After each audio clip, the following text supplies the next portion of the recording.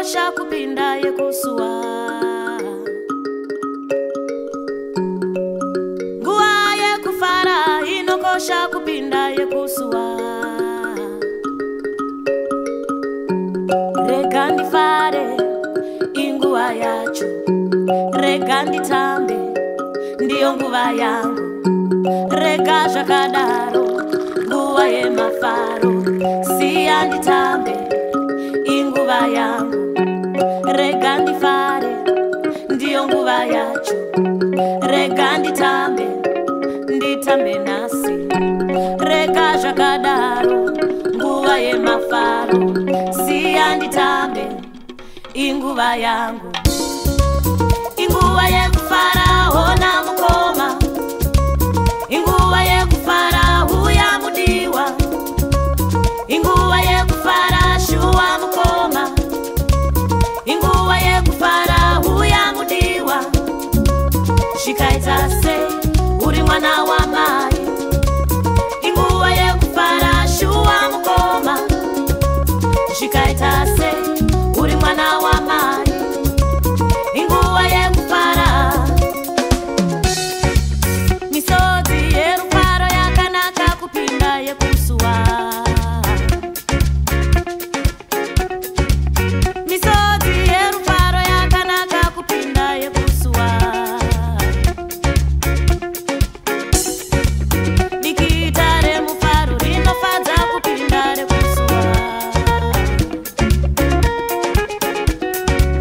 Dikita remufaro rinofadza kupinda rekusuwa.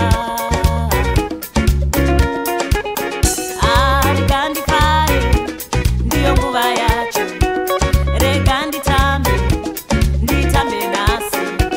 Rega zvakadaro nguva yemafaro, siya nditambe inguva yangu.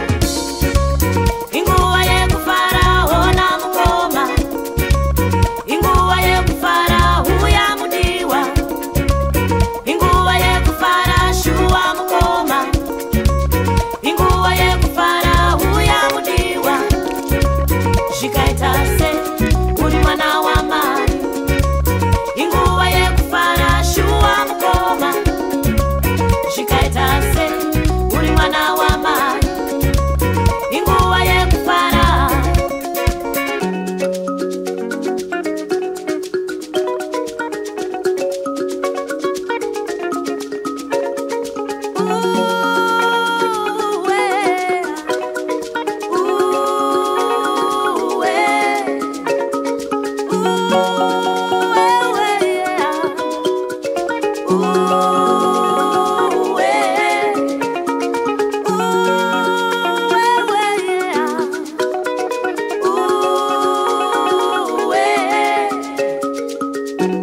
Rega ndifare ndiyo nguva yacho, rega nditambe nditambe nasi.